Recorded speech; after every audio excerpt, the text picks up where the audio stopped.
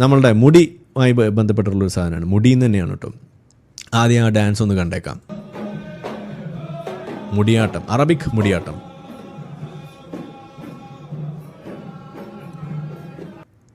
ഇത് നമ്മളുടെ ട്രംപ് യിലേക്ക് വന്നപ്പോൾ ട്രംപിനെ സ്വീകരിക്കാൻ വേണ്ടിയിട്ട് നടത്തിയ ഒരു പ്രകടനമാണ്. അതൊരു അറേബ്യൻ കൾച്ചറിൻ്റെ ഭാഗമാണെന്നാണ് പറയുന്നത്. ഈ മുടിയിട്ട് ആട്ടിയുള്ള ആ ഒരു പ്രകടനം നിങ്ങൾ കണ്ടു. എന്തുതന്നെയായാലും ഇത് വലിയ തോതിൽ ചർച്ചയായിരിക്കുകയാണ്.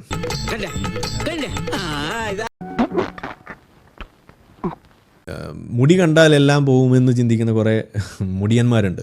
അവർ ഇത് വലിയ പ്രശ്നമായിട്ട് എടുത്തിരിക്കുകയാണ്. അത് നീ എന്നെ ഇൻഡയറക്റ്റ് ആയിട്ട് കുത്തിയതല്ല, ഡയറക്റ്റ് ആയിട്ട് കുത്തിയതാ. നമുക്ക് നമ്മുടെ സ്വന്തം ഒരു അംജദ് താഹയുണ്ട്. അദ്ദേഹത്തിൻ്റെ വാക്കുകൾ നമുക്കൊന്ന് ശ്രവിക്കാം. ഒരു മുസ്ലിം രാജ്യം ഈ കഴിഞ്ഞ ദിവസം അമേരിക്കൻ പ്രസിഡന്റിനെ സ്വീകരിച്ചത് യുവതികളായ പെണ്ണുങ്ങൾ മുടി അഴിച്ചിട്ട് നിന്നുകൊണ്ട് സ്വീകരിച്ചു. മുടി ആട്ടി ഡാൻസ് ചെയ്തു, എന്നിട്ട് സ്വീകരിച്ചു. എന്തൊക്കെയാണ് നടക്കുന്നേ?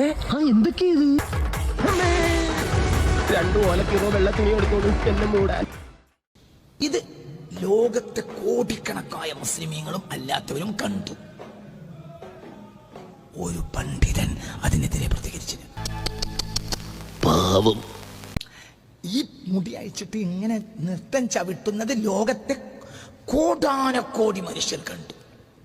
ഒരു മുസ്ലിം രാജ്യത്തേക്ക് ഒരു അമുസ്ലിം ഭരണാധികാരിയെ സ്വീകരിക്കുമ്പോൾ ആ മുസ്ലിം ഭരണാധികാരിയെ സ്വീകരിക്കാനുള്ള ഔപചാരികതയായി ഉപചാരപൂർവമായിട്ട് അവർ ചെയ്ത സംഗതി എന്താണ്? അവരുടെ ബാക്ക് സീറ്റുകൾ, അവരുടെ നിതംബങ്ങൾ ഈ പ്രസിഡന്റിന്, അമേരിക്കൻ പ്രസിഡന്റിന് നേരെ അവരുടെ ബാക്ക് സീറ്റുകൾ തിരിച്ചിട്ട് അവർ മുടി അഴിച്ചിട്ട് നൃത്തം ചവിട്ടിയാണ് ട്രംപിനെ സ്വീകരിച്ചത്. ഈ ചാക്കുട്ടിയോട് തട്ടിപ്പ് പരിപാടിയൊന്നും വേണ്ട. ചാക്കുട്ടി അറിഞ്ഞാൽ തൊട്ടിയാണ് തൊട്ടി. ഇത് കോടിക്കണക്കായ മനുഷ്യർ കണ്ടു. ഒരു മുസ്ലിം പണ്ഡിതൻ ലോകത്തെവിടെയെങ്കിലും പ്രതികരിച്ച റിപ്പോർട്ട് ഇല്ല. ഇതാണ് ലോകം.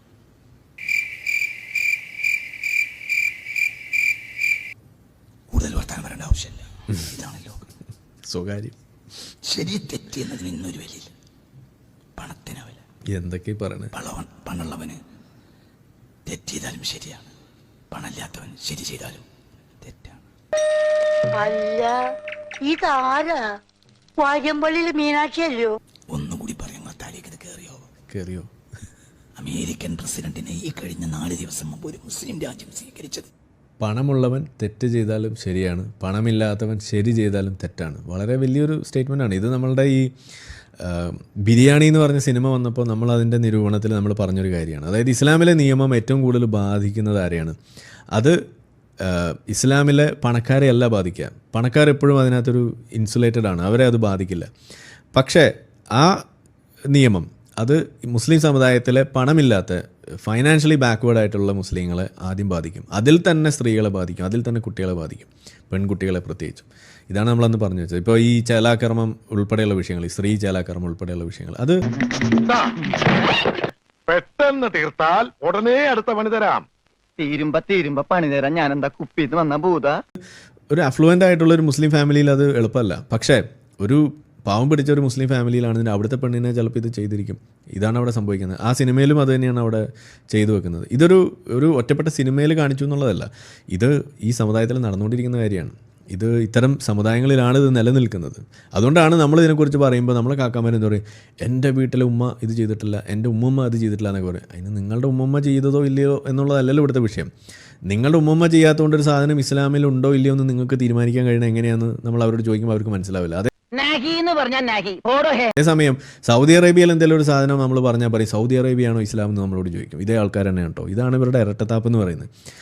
ഇസ്ലാമിലൊരു കാര്യം അത് തീരുമാനിക്കുന്നത് കിതാബാണ്. അത് നമ്മൾ പറയുമ്പോൾ നിങ്ങൾ ഉമ്മാൻ്റെ കഥയൊന്നും എടുത്തുകൊണ്ട് വരണ്ട എന്നാണ് നമ്മൾ പറയാറുള്ളത്.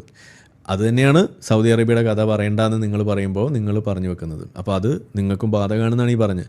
ഒരു മര്യാദ വേണ്ടേ? ഏതായാലും ഇദ്ദേഹം പറഞ്ഞ പോയിന്റ് ഒന്ന് അരക്കിട്ട് ഉറപ്പിച്ചു എന്ന് മാത്രം. ബാക്കി യുവതികളായ പെണ്ണുങ്ങൾ ബാക്ക് സീറ്റ് അയാൾക്ക് കാണിച്ചു കൊടുത്ത് ആ ബാക്ക് സീറ്റ് അടക്കം തുള്ളിയിട്ട് തല മുടി അഴിച്ചിട്ട് പെണ്ണുങ്ങൾ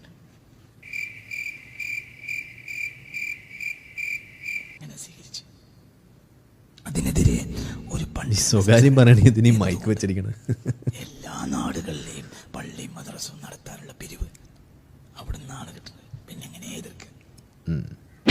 അതാണ് ഒരു പോയിന്റ്. എൻ്റെ പേരിൽ മിഡിൽ ഈസ്റ്റിൽ നിന്നുള്ള പണം വെച്ചിട്ടാണ് നമ്മുടെ നാട്ടിലുള്ള പള്ളികൾ പലതും ഇവിടെ പണിത് പൊങ്ങിയത് ഒരു കാലത്ത്.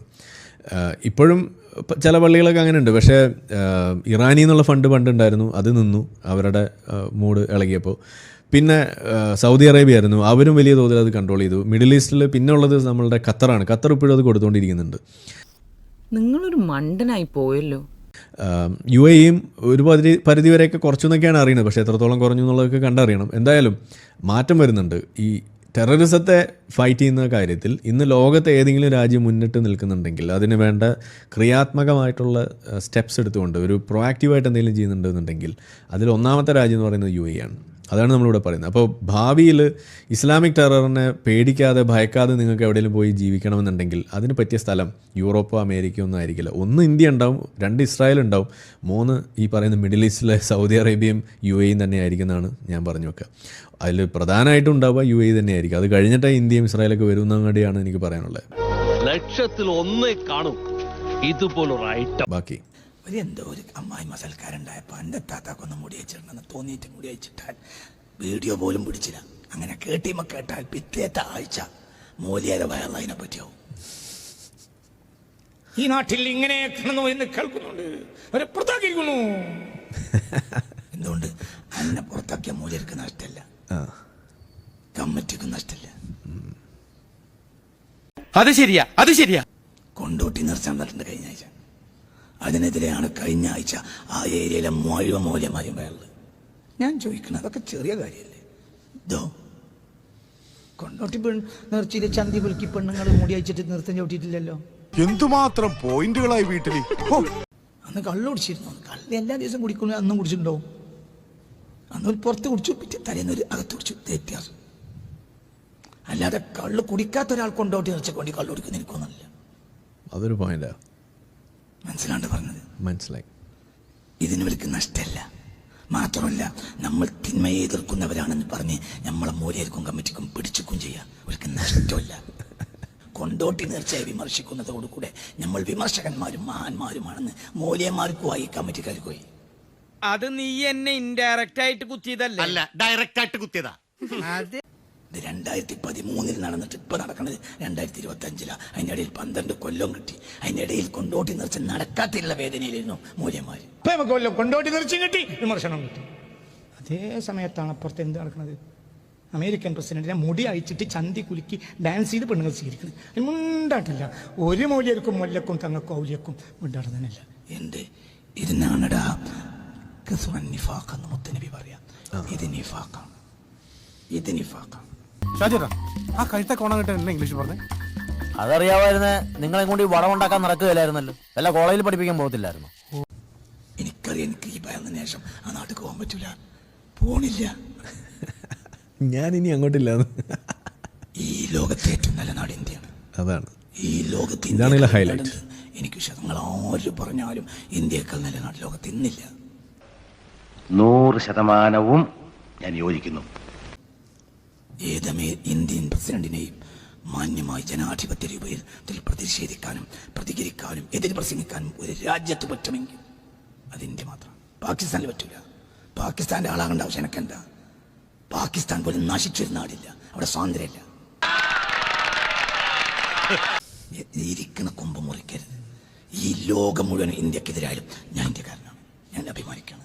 എന്തുകൊണ്ട് ഇങ്ങനൊരു നാട് ലോകത്തില്ല? ഇത്ര സ്വാതന്ത്ര്യമുള്ള, വ്യക്തി സ്വാതന്ത്ര്യമുള്ള എന്തിനും. ഇനി ഒരാൾ 4 ആൾ എതിരായാൽ 96 ആൾ അനുകൂലവും. അയാൾ അഭിപ്രായമല്ലേ അത് പറഞ്ഞോട്ട്. നിങ്ങൾക്ക് എന്താ നിന്റെ ഉദ്ദേശം? അരി വെക്കാമെന്നവൻ അടി എന്റെ അരി മുട്ടിക്കുവോ ഭഗവാൻ? ഉണ്ടോ? ഇതാണ് നമ്മളെപ്പോഴും പറയാറുള്ളത്. അതായത് ലോകത്ത് മുസ്ലിങ്ങൾക്കൊരു സ്വർഗ്ഗം ഉണ്ടെങ്കിൽ അത് ഇന്ത്യയാണെന്ന് നമ്മൾ പറയുമ്പോൾ അത് വിശ്വസിക്കാറില്ല.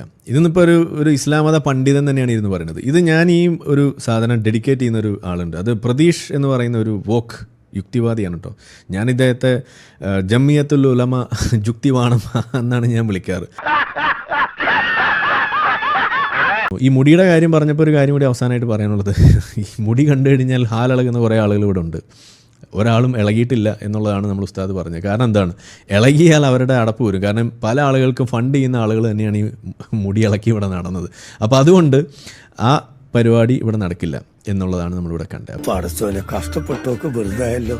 അപ്പോൾ ഏതായാലും ഇസ്ലാമിൻ്റെ തട്ടകങ്ങൾ എന്നുള്ള രീതിയിൽ പറയുന്ന ഈ മിഡിൽ ഈസ്റ്റേൺ രാജ്യങ്ങൾ ചെയ്തു കൂട്ടുന്ന ഇത്തരം കാര്യങ്ങൾ കാണുമ്പോൾ ഇസ്ലാമിൻ്റെ തകർച്ച അതിങ്ങനെയൊക്കെയാണ് മുന്നോട്ട് വരിക. ഇതെല്ലാം നോർമലൈസ് ചെയ്യും. ഇത് ഒരു 5, 10, 20 വർഷം. അതാണ് ഞാൻ എപ്പോഴും പറയാറുള്ളത്. ഒറിജിനൽ ഇസ്ലാം നിങ്ങൾക്ക് കാണാൻ കഴിയില്ല. ഇനി നമ്മൾ എന്ത് ചെയ്യുമല്ലയ്യ? നീ ഒന്നും ചെയ്യണ്ട, നാ ചെയ്തു. തൽക്കാലം ഇത്രയും മതി. വരട്ടെ.